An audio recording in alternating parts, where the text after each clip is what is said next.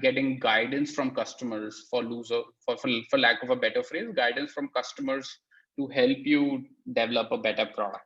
So this is a very popular phrase in customers in product management.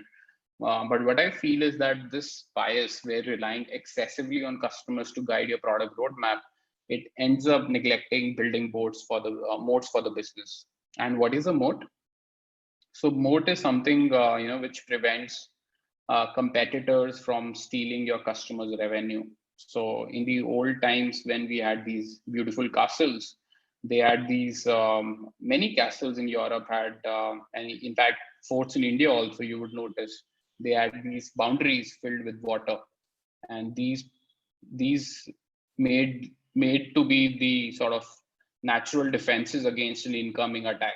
And in business, this is also what's called a moat, wherein there are certain features of the product or certain parts of the product that make it hard for customers to switch to a competitor.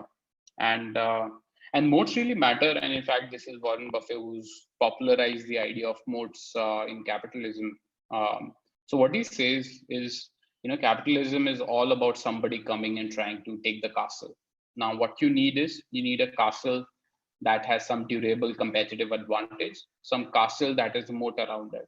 And so if you are a fan of Warren Buffett, you would read in a lot of his annual letters that he tends to buy businesses with strong moats. So with Coca-Cola, it's their brand. And for Gillette, again, it's their whole business model of selling their razors cheaply while they make all the money in their sort of proprietary blades. So he tends to value businesses with moats a lot more, because in capitalism, profits tend to go to zero. You launch something, your competitors launch something, and at the end, customer is who gets the ultimate benefit of this competitive rivalry. But if it's hard for competitors to steal your business automatically becomes more valuable. And the reason customer development bias makes harder to build like a defensible business with moats is because your customers will never tell you to build moats. When you interview your customers will never tell you that they'd like a longer contract and they like their data logged into the platform, and they like to build habits around your product. That's what customers will never say, right? It's a unicorn if you assume a customer will help you build a defensible business. But all these things you have to do as a product manager to help build like a competitive business. You have to build things that prevent competitors from stealing your customers. But if you rely too much on customers, you'll end up building features that add value to your customers, but they may not necessarily add value to your business. And I do feel that being just customer driven leads companies to their deaths.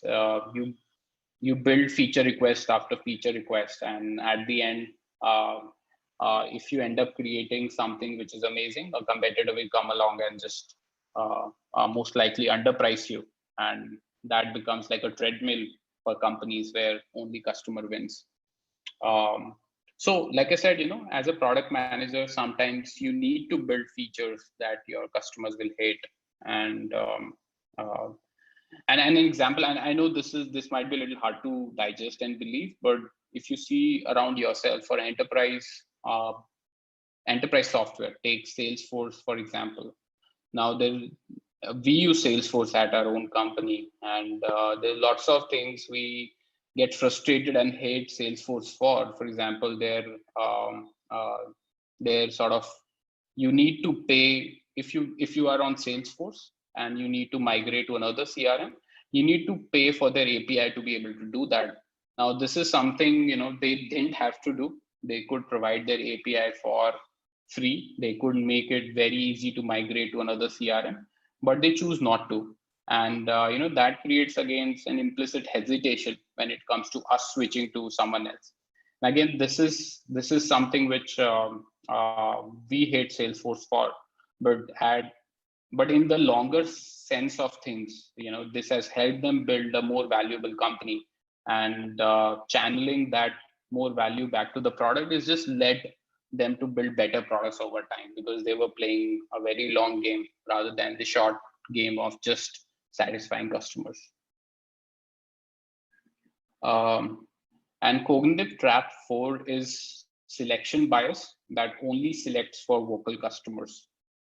By vocal customers, I mean, if you see your customer base on like a Gaussian curve or a normal curve, there's obviously all types of customers you'll have in the mix.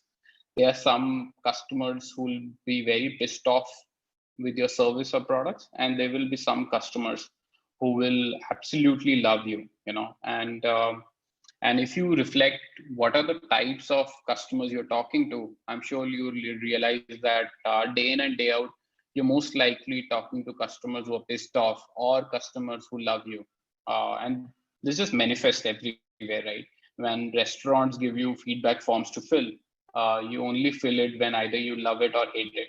And most people are not in that category. Most people are just satisfied. They're either not hating your services or not they're loving it, but you'll never get to hear from them. That's the sort of trap.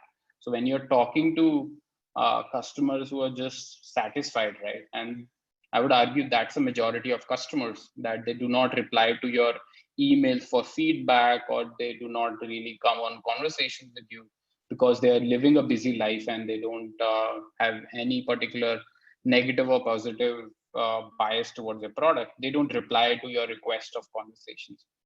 So you either end up talking to customers who threaten you with things like, you know, add this or I'm going to competitor, or you talk to super satisfied customers who give you more features to add to.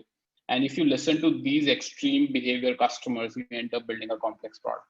That's as simple as that. If that's the only voice you're listening to, you will end up realizing that that voice is what the voice of your customers is, and not realizing that people you are not talking to, who are not replying to your emails, probably are the majority of your customers.